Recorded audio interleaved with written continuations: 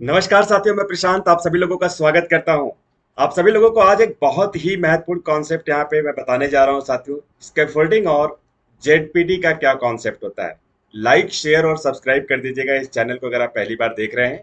साथियों, जैसा आप सभी लोगों ने वाइगोस्की की थ्योरी को पढ़ा होगा, और वाइगोस्की जो है स्कैफोल्डिंग और जेडपीटी को बहुत ही क्लियरली डिफाइन करते हैं। और वाइगोस्की जो है एक रशियन साइकोलॉजिस्ट है।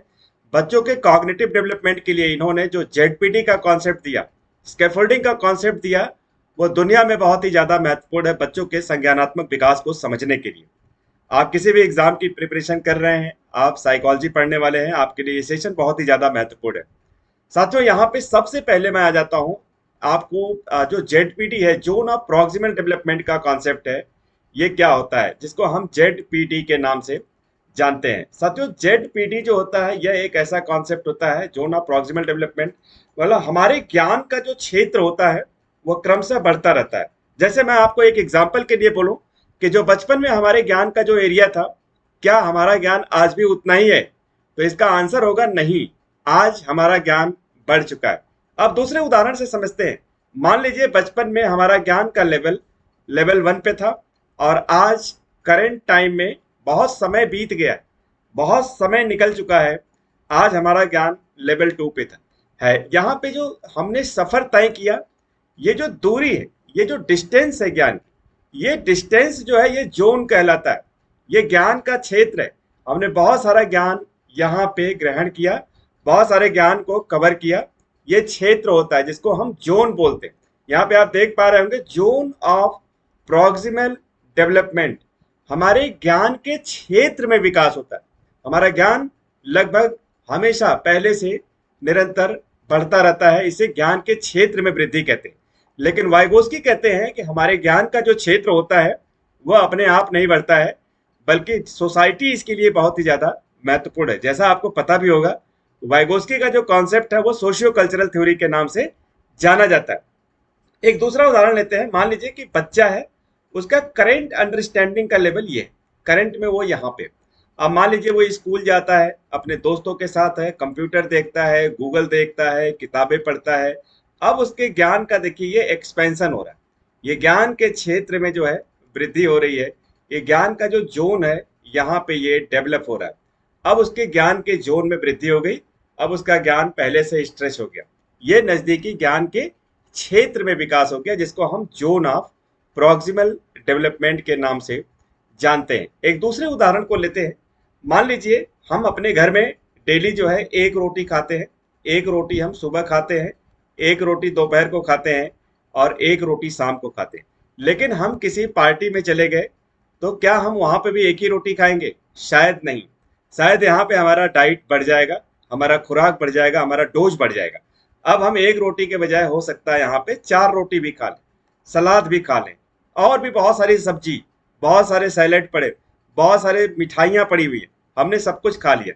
तो पहले हमारा लेवल यहाँ पे था, अब आज करंट में जब हम पार्टी में चले गए तो हमारा लेवल बढ़ गया। इसका मतलब ये हो गया कि हमारा एक वर्तमान लेवल होता है और एक आने वाला संभावित लेवल होता है। ये भी कई बार आपसे पूछा जाता है। संभावित लेवल का मतलब होता है कि जो बाद में बढ़ेगा, जो फ्यूचर में आने वाले समय में हमारे ज्ञान क्षेत्र का विकास होगा, ये संभावित क्षेत्र है।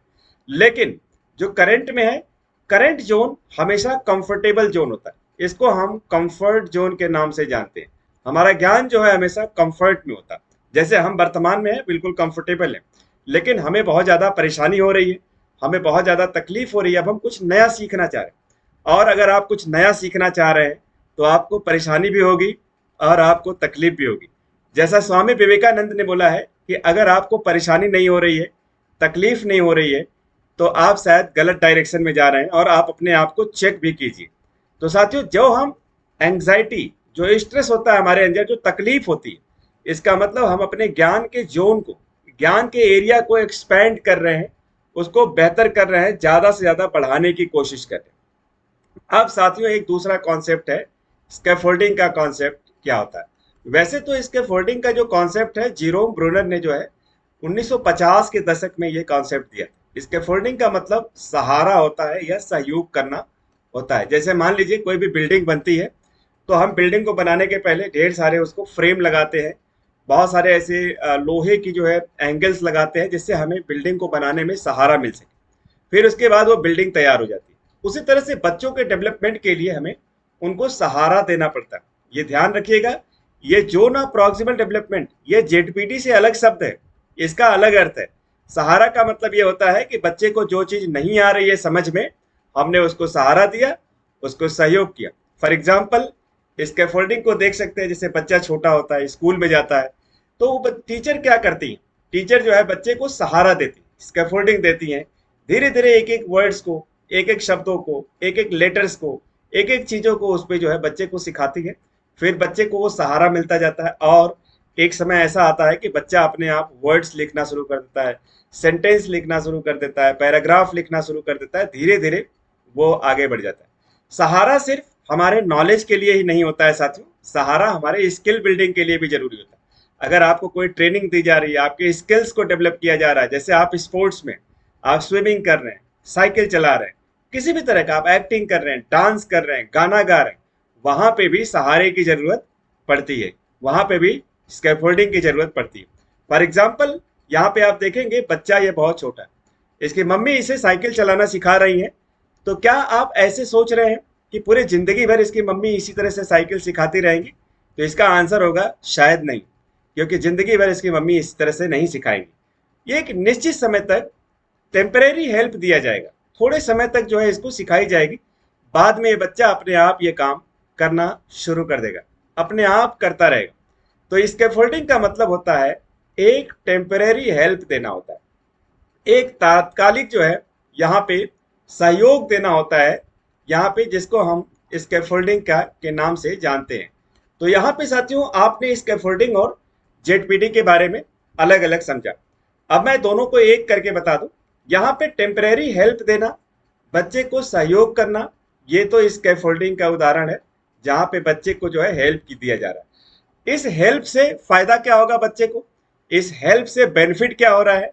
तो अगर जो बेनिफिट देखते, ये जो बेनिफिट है, इससे इसके नॉलेज में वृद्धि हो रही है, इससे बच्चे के स्किल में ग्रोथ हो रहा है। ये जो स्किल के ग्रोथ हो रहे हैं, ये जो नॉलेज में वृद्धि हो रही, ये क्या है? ये इसके ज्ञान के क्षेत्र में विकास हो रहा है। ये जो है जोन ऑफ प्रॉक्सिमल डेवलपमेंट हो रहा है। पहले बच्चा साइकिल चलाना नहीं जानता था, लेवल 1 में था। अब बच्चा साइकिल चलाना जानता है, लेवल 2 में। ये क्या हो गया? जेडपीटी हो गया। लेकिन ये कैसे संभव हुआ? उसके ज्ञान के क्षेत्र में, उसके स्किल के क्षेत्र में कैसे विकास हुआ? तो बच्चे को जो है इसके फोल्डिंग दी गई। वीडियो को दोबारा देखिएगा, अगर नहीं समझ में आया होगा 2 बार 3 बार जरूर देखिएगा और आपको स्कैफोल्डिंग और जेडपीटी में पूरा कॉन्सेप्ट समझ में आ जाएगा। Thanks for watching this channel. इस चैनल पे आपको काउंसलिंग, गाइडेंस, साइकोलॉजी से, पेडागोजी से रिलेटेड सभी प्रकार के सोल्यूशन दिए जाएंगे। आप सब्सक्राइब कीजिएगा इस चैनल को, बेल आइकन भी प्रेस करके रखिएगा। अगला नोटिफिकेशन भी आपको जाता रहेगा, इस पे सभी प्रकार के सोल्यूशन हम लेकर के जल्दी ही आते रहेंगे। Thank you all, thank you very much.